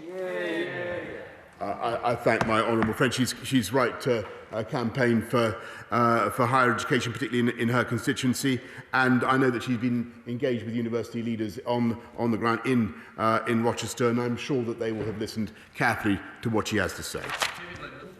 Thank you very much, Mr. Speaker. On Friday, I visited David McCutcheon, the Chief Executive of Bailiff Express, which is a haulage firm in the Baillieston area of my constituency. Everybody in this House knows that there have been huge problems with a shortage of HGV drivers in this country, and that's only been compounded further by Brexit. So I've got a simple question for the Prime Minister. Why can't we add HGV drivers to the UK shortage occupation list? Mr. Speaker, I'll certainly look at what he's proposing, but I think the most important thing is to get our entire workforce back at work. And there are currently millions of people still on furlough, and of course there are labour shortages at the moment. But we need to get people back into work, and that's why we've got to continue to roll out the vaccines in the way that we are. Let's go to Sir Gurry Street. Gurry. Thank you, Mr. Speaker. My right honourable friend will be aware that the counties of Cornwall, Devon, Somerset and Dorset have come together to form the Great South West to generate regional growth and prosperity in much the same way as the Midland Engine and the Northern Powerhouse. It has the support of all local authorities, LEPs and the business community, but we've now been waiting for recognition from government for well over 3 years, and frustration, Mr. Speaker, is reaching fever pitch. Can my right honourable friend please look into this matter and give us the green light so we can help the government achieve its objectives of sustainable growth, prosperity and jobs? Mr. Speaker, I'm a passionate supporter of the Greater South West and the prospects that it brings. But I understand also that my right honourable friend has met the Minister for Regional Growth and Local Government to discuss these proposals, and I look forward to hearing their outcome. Let's go to Christina Rees. Christina. Thank you, Mr. Speaker. Many of my constituents have been angered by the treatment of DVLA staff and the disgraceful harassment of PCS Union Rep Sarah Evans. With cases rising significantly in South Wales in the third wave of the pandemic, why does the Prime Minister feel it is so acceptable for the DVLA to have returned over 450 staff to their Swansea site, contrary to government advice, as some of them can and have been working effectively and safely from home? Mr. Speaker, as I understand it, rates of infection and disease have been declining at the DVLA site, and I hope very much that everybody there can return to work in the normal way as soon as possible. Tom Randall. Mr. Speaker, the High Street's had a bit of a difficult time lately, and Gedlings have been no exception. But Gedling Borough Council's Levelling Up Fund bid will help to kickstart High Street regeneration, improve Arnold Town Centre, and encourage healthy travel in Netherfield. So will my right honourable friend join me in thanking the council officers at Gedling Borough Council, particularly Mike Hill and Joel Davis, who have put the bid together? And will he agree with me that this is a bid that can help to make Gedling an even better place to live, work and raise a family? Yes, Mr. Speaker, and I thank Mike Hill and Joel Davis for their efforts, and that's exactly, and I thank them also for what they're doing to call upon the Levelling Up Fund, which will indeed invest in infrastructure projects that improves life across the country, but in his constituency particularly. Let's go to Dr. Philippa Whitford. Philippa.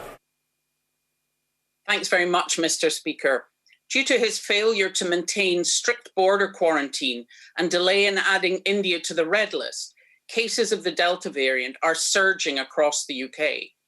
As well as a marked regional variation, the biggest ongoing impact is on sectors such as hospitality, entertainment and aviation. So rather than starting to reduce financial support from tomorrow, will the Prime Minister agree to extend full furlough and business support beyond September, particularly for those geographical areas and businesses which are most affected? No, Mr. Speaker, because although the Delta variant is indeed seeded and growing in at least 74 countries around the world, including this one, this is the only country, or the country where the protection by immunity against the Delta variant is the highest and the strongest. And that's why we're going to continue with our cautious but irreversible roadmap, and I hope that it will command our support. Let's go to Peter Gibson. Peter. Thank you, Mr. Speaker. Can I thank my right honourable friend for all that he is doing to level up our country? A rising tide must float all ships. And to that end, will he commit to delivering the Northern Link Road for Darlington? And will he further commit to helping stop LNER's great train robbery of services from our station? And finally, does my right honourable friend agree with me that our levelling up agenda, investing in the North, should provide the people of Batley and Spen with great confidence as they go to the polls?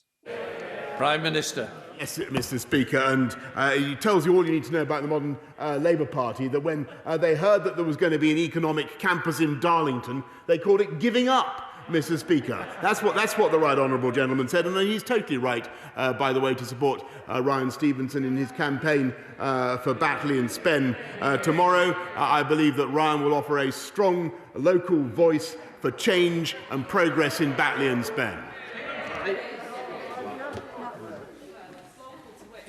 Thank you, Mr. Speaker. I'm sure the Prime Minister is delighted that the High Court in Belfast this morning upheld the government's view on the Northern Ireland Protocol. And later today, we're also expecting a joint EU-UK agreement in relation to extension of the grace period around chilled meats. So, does the Prime Minister accept that today may well be a watershed, when we can stop talking about the protocol in constitutional and identity terms, but rather the UK and EU jointly work through the genuine problems to find pragmatic solutions? And in doing so, can the Prime Minister also call for calm in Northern Ireland ahead of the marching season? Yes, Mr. Speaker, and the best thing that the EU can do is to make sure that we remove all the problems that are currently associated with their application of the protocol, the ban on chilled meats, the restriction on the circulation of cancer drugs, the fact that 20% of all the customs checks carried out around the whole of the EU are carried out in Northern Ireland, and I hope that all that can be fixed indeed, Mr. Speaker, and then we can move on. Thank you, Mr. Speaker. Yesterday I was in Batley and Spen campaigning with our fantastic candidate Ryan Stevenson. He is committed to delivering the police that we need on our streets. So from Brixham to Salcombe, Batley and Spen, will the Prime Minister commit to supporting initiatives like the Councillor Advocate Scheme that was launched by my Police and Crime Commissioner Alison Hernandez? Yes, I'm a big fan of Alison Hernandez, Mr. Speaker, and I think she's doing absolutely the right thing. And to support her, we are, of course, increasing policing presence on the streets of the city. We're rolling up county lines drugs gangs, about a third of them that we've tackled so far. And we've also instituted tougher penalties for serious sexual and violent offenders, Mr. Speaker, which were opposed on a three-line whip by the party opposite. Bel Ribeiro Addy. Thank you, Mr. Speaker. We're experiencing a knife crime epidemic in London. As much as 50 people have been killed by knife crime in our city, with a staggering 17 of these being young people and one of my own young constituents. I fear that we are going to see more and more people, young people in particular, needlessly lose their lives, and with the summer approaching, more and more violence on our streets. The Prime Minister is aware just how much youth services are important in the prevention of crime. So could he explain why his government has cut over 70% of youth services in the past decade? And will he pledge to do more for this city's young people, put his money where his mouth is, and reverse these disastrous cuts? Minister. Mr. Speaker, we invested in youth services and we'll continue to do so. But I think it's quite extraordinary that she continues to avoid the McCavity-like performance of the Mayor of London, who is totally failing to grip this, to reduce serious crime and to stop knife crime. There was a previous Mayor of London, Mr. Speaker, who got the murder rate down by 50% because we gripped it and we took responsibility in City Hall. I think it's shocking to see what Sadiq Khan is doing on this issue, but we will do everything we can to fill in the gap. Ian Paisley, final question. Thank you, Mr. Speaker, and can I refer to my registered interests and also associate all Northern Ireland members with the tribute you have made to Ian Davies today. Prime Minister, today the Belfast High Court has actually found that the protocol does conflict with the Act of Union, though does not break the law. That it has repealed aspects of the Act of Union, which is in direct contravention to the commitments that this government has actually made to the people of this kingdom. The Prime Minister will be aware that litigation is still ongoing in the High Court in England on a commercial case that could result in the loss of earnings claim of hundreds of millions of pounds by British businesses trading in Northern Ireland. Under Section 8 of the Withdrawal Agreement, the Parliament here is sovereign. The judgment today confirms that Parliament is sovereign. Prime Minister, you have a solid majority on your benches.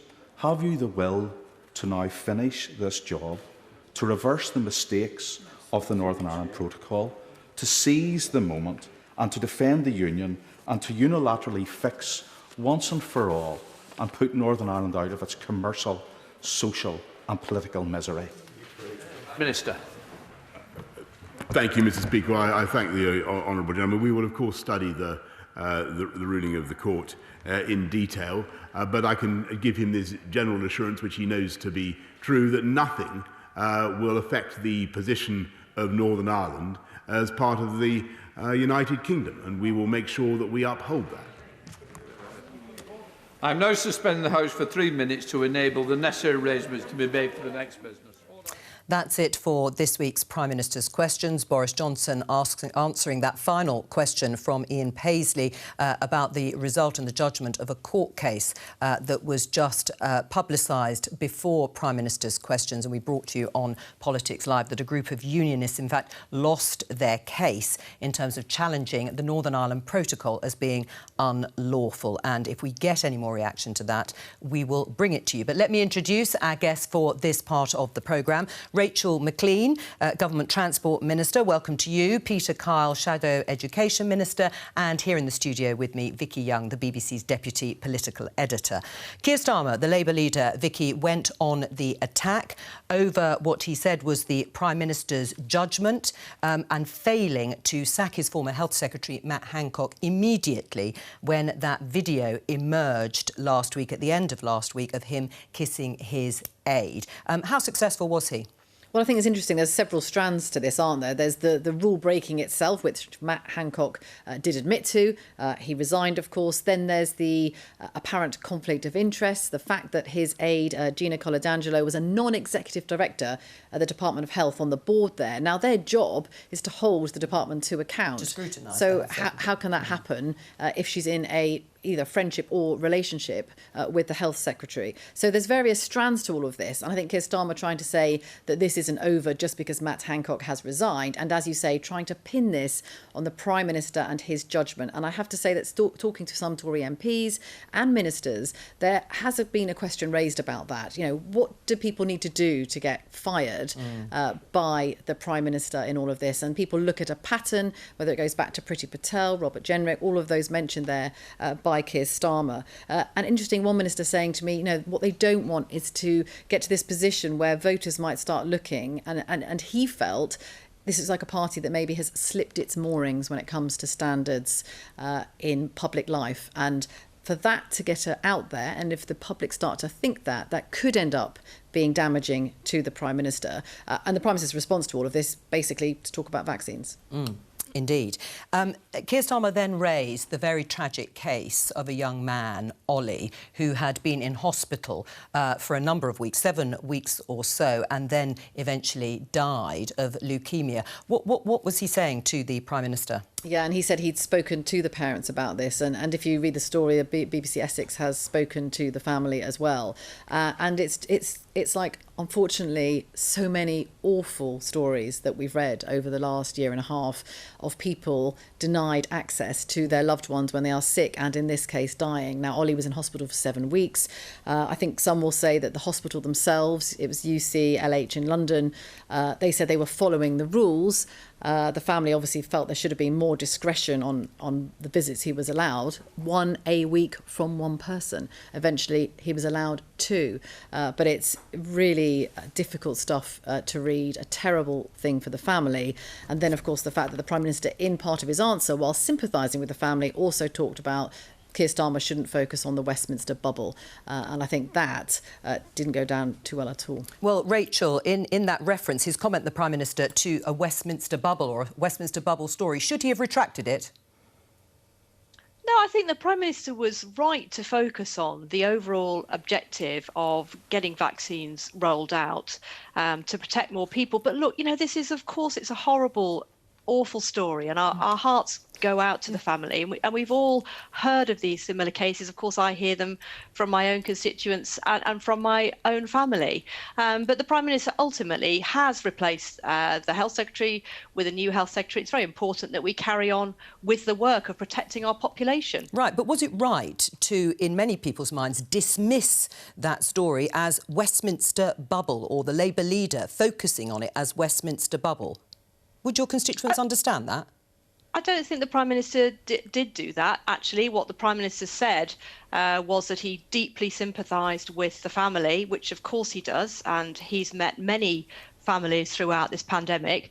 But in terms of the sort of gossip and scandal surrounding who is in the cabinet or not, that absolutely is a Westminster bubble story. But we have to separate that from the really important work that matters to our constituents, which is delivering the vaccine and saving lives. You say that is a Westminster bubble. What is precisely? I mean, the Health Secretary, the former Health Secretary, Matt Hancock, has himself admitted he broke the rules. Is that not a matter of concern? Of course it is, right. And it's a matter of huge concern. And he has rightly resigned and left the government, and we have a new Health Secretary. It's absolutely right that all ministers do uphold the high standards, and he was right to resign. Right. Well, if they are supposed to uphold high standards, why didn't the Prime Minister sack him the minute that video emerged of him breaking those rules by kissing his top aide? Well, I think the Prime Minister has answered that in his own words today and been very clear. Right, by saying it's a Westminster bubble. I think you're slightly misinterpreting what was said. There has to be investigations into something that appears in the media in order to understand, where the source of that, and people have to be given a chance to put their side of the story. And as soon as that happened, my understanding is that we had a new Health Secretary. Ultimately, it is up to the Prime Minister who serves in his cabinet, but we need to get on with the job of having a new Health Secretary in place. Sajid Javid is a fantastic Health Secretary and he's already hit the ground running, has been to the Commons and is carrying on with delivering the vaccine programmes and getting our NHS back on its feet. Right. I mean, but Keir Starmer is right. Boris Johnson didn't sack Matt Hancock, did he, his former Health Secretary? Why not? Well, ultimately, the Prime Minister himself makes those decisions. But he didn't. He didn't sack him. He decides who serves in his cabinet, and the Health Secretary resigned, and he was right to do that. Peter Carr, do you accept some of what Rachel says in terms of the public will think the matter now is closed? I think what Keir Starmer did today was he exposed two flaws. The first is Boris Johnson's competence to run the country. He's not running his government. I mean, he wanted Matt Hancock to stay. He went the next day under pressure from the opposition and the media. And secondly, it is about the people in government. When Keir moved throughout the questioning towards other cabinet ministers, he made the point very well. This is a pattern. There are ministers throughout government in the cabinet who are making rules for other people that do not apply to them. It is a really important point. Take Priti Patel. An independent inquiry found that she had established a culture of bullying, that she was herself a bully.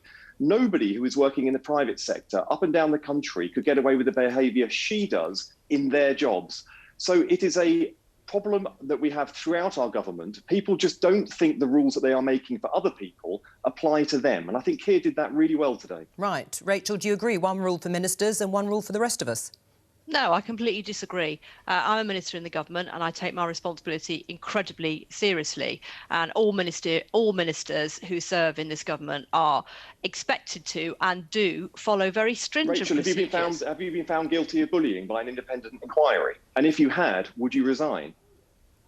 I'm not going to get into this sort of wild speculation, Peter. It's not speculation. It's an independent inquiry. An independent inquiry found her to be a bully and creating a bullying culture in her department. It's not gossip. It happened. And she decided not to resign, and the Prime Minister didn't sack her.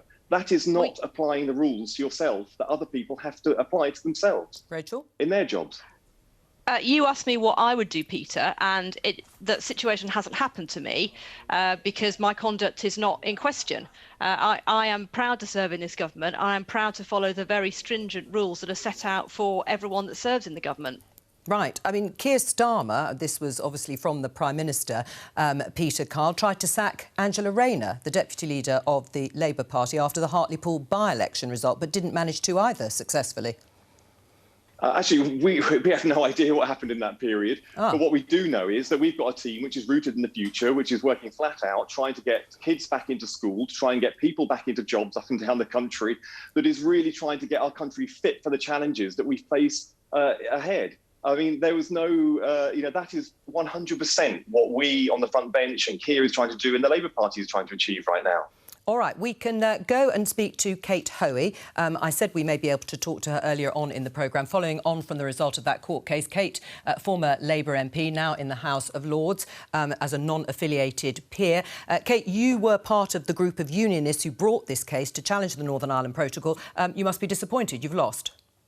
Well, it's the very first stage in what will be, I think, a very long, protracted battle.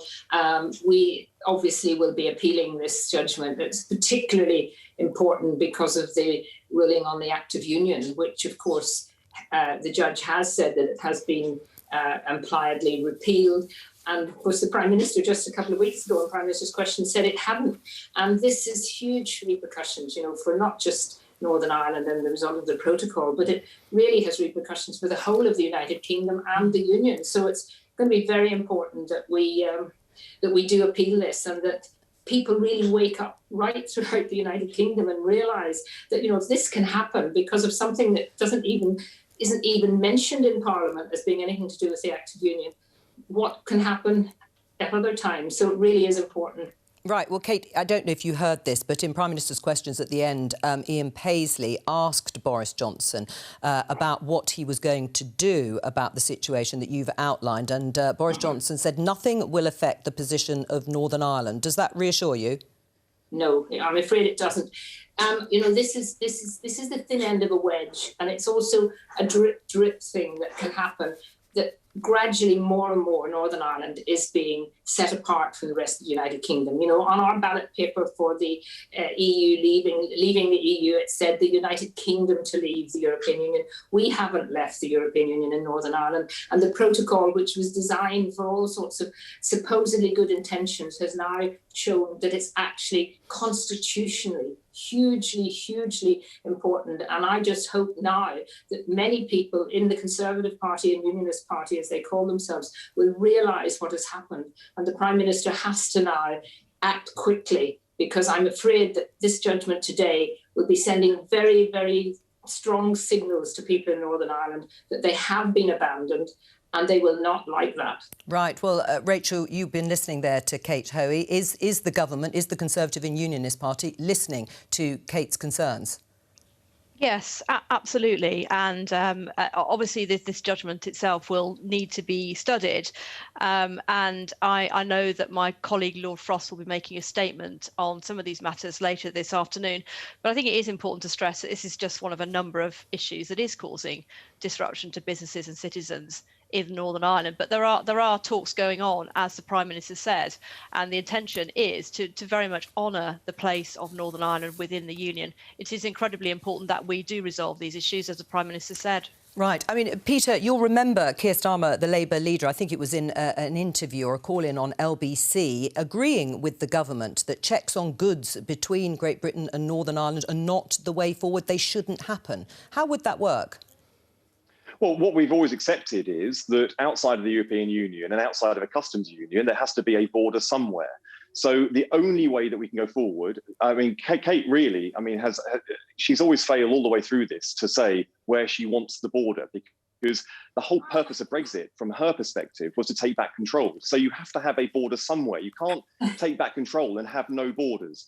So what we do need to do going forward is come to an agreement with the European Union about how we can ensure that the integrity of the British market and the European Union market is upheld through some kind of processes within each territory. All right. Well, now, because there is so much acrimony in that relationship, it's very difficult to find how we can actually reassure each market that the integrity is being All right, upheld. well, let me put that back to Kate. You failed to say where you would like a border, Kate. Well, I've always said that, of course, the European Union needs to protect and wants to protect its internal market, and therefore the border between Northern Ireland and the independent country of the Republic of Ireland, who are left in the EU, clearly that has to be the EU's decision as to how they are going to protect their internal market. I mean, goods, the majority of goods are coming from Great Britain to Northern Ireland, are staying in Northern Ireland. Why should people in Northern Ireland, British citizens, suffer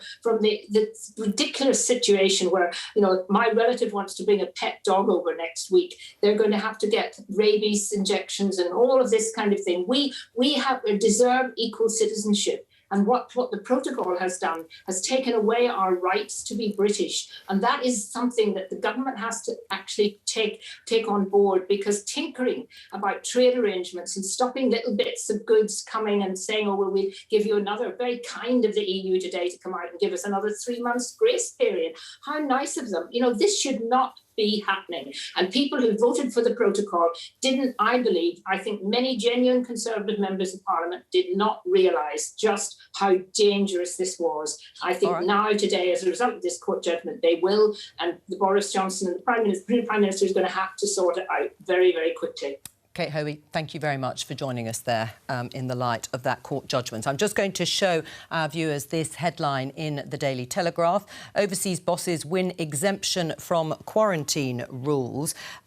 This is about the Department for Business telling executives at top companies that they'll no longer need to quarantine or stay in a hotel for 10 days when coming to the UK for important meetings from amber list countries because they want to ensure that the UK isn't disadvantaged. Your Deputy Leader, Peter, has said this was an offensive slap in the face for working people. Do you agree? What I do agree is that it shows where the priorities of the government are. I mean, we've just been talking earlier in this programme and at PMQs about the family of Ollie who lost their son, but the family weren't allowed to even be with him. So government is putting all of its efforts into making sure that executives can get into the country, but they're putting no effort into making sure that the everyday lives of people who are really, really suffering by sticking by the rules at the moment, that their lives are changed. So I just think that we need to bring a bit more balance into this. It is right that we need to focus on our economy and how we open up, but we can't do so at the expense of the fairness that we take really seriously as part of our British values as a country. Is about fairness. And it just seems so starkly unfair that you can get these global executives flying in on private jets and they're exempt from the rules, and you get a family whose son is dying of leukemia that has to stick to them and they can't even be with him when he's dying. Rachel? I mean, this is really serious. Rachel? Well, I think Labour have to decide whether they want the economy to get back on its feet and whether they actually want to create more jobs for working people up and down the country. I mean, this is a government that's focused on levelling up. Levelling up starts when businesses can create jobs. And this particular policy is very tightly controlled. It's robust. There has to be genuine evidence that those people who are coming in are people such as, for example, the people that are going to be investing in new gigafactories to create batteries for our auto sector. To help us transition to electric vehicles on a global scale. This is the sort of thing that these people are going to be doing. This is about creating jobs for our country to help it get back on its feet. And I'm actually really surprised that Labour can't see that and are sort of falling back on this kind of class-based attack, which is completely inaccurate and wrong. Peter? Well, again, you're doing, Rachel, what Boris Johnson was doing there. I'm talking about a family that couldn't be together at the point where son died, and you're actually saying that that's class warfare. I think this is about basic humanity. And secondly, I won't be lectured about opening up the economy by the party that refused to seal our borders and allow the Delta variant to come in and rip through our education system, rip through our economy, and make sure that all of the freedom date that you've been talking about has been delayed by weeks and weeks. If you'd done what Labour asked you to do back in April, the economy would be fully open now. The economy is only 3/4 shut because of your bad decision-making of your government. So I'll take no lectures about getting workers back to work and students back to studying. Rachel? Again, I'm afraid that's complete nonsense. I've been very clear that obviously the case of Ollie is tragic, but that's got absolutely nothing to do with opening up the economy and getting businesses able to invest for the future. We've all seen some of those sectors that have struggled. And on the one hand, Labour are calling for more support, more money from the public purse. We want those businesses to open up and to start creating jobs. And actually, this sort of narrative about the Delta variant is completely inaccurate. We had India on the red list 2 full weeks before that particular variant became a variant of concern. And even before then, we had incredibly robust border measures, which were stricter than many other countries. So I think Peter's constructing a very convenient narrative with the benefit of some kind of hindsight, but it doesn't. The facts don't bear it out at all. And in fact, our progress now, because of our world-leading vaccination programme, which is way ahead of many other nations, is enabling us to get travel back on its feet. Peter, so why briefly? are 375,000 students not in school? Why is 3/4 of the economy not working right now and open? Why is it people can't travel? These are reasons. Now, you've been talking about the Westminster bubble a bit earlier, but now you're entirely stuck in it. If you get out of the Westminster bubble and see that people who are working in the airline industry will get to work, people in the events industry can't get to work, students can't get to school, it is because the Delta variant has been brought into our country and it is ripping through our economy and our education system. It is in 70 countries, but 3/4 of the countries around the world don't have it in because they've been well managed. All right, I'm going to interrupt there because I want to talk to Vicki about the Batley and Spen by-election broadly, because, of course, next week, when Boris Johnson faces Keir Starmer, we will know the result of that. And tell us what's at stake for both leaders. Well, I think the Conservatives are feeling pretty optimistic, which many would say they shouldn't be, by rights. Remember, this is the seat, the previous seat of Jo Cox, the Labour MP who was murdered, and her sister is standing for the Labour Party. I mean, the atmosphere there, from colleagues we know who've been there and visited, and from what we've seen, has not been pleasant. There's been quite a lot of aggression for people who are out campaigning. So all of that, I don't think, has been a particularly pleasant experience for the people involved. But the Conservatives confident, I think, partly because, again, and we saw this pattern in local elections and elsewhere, the vote on the left is being split, and it's allowing the Conservatives in some cases to do a little bit better. And you can see all the candidates standing on the BBC website. I will be back tomorrow again at the earlier time, of course, of 9:15.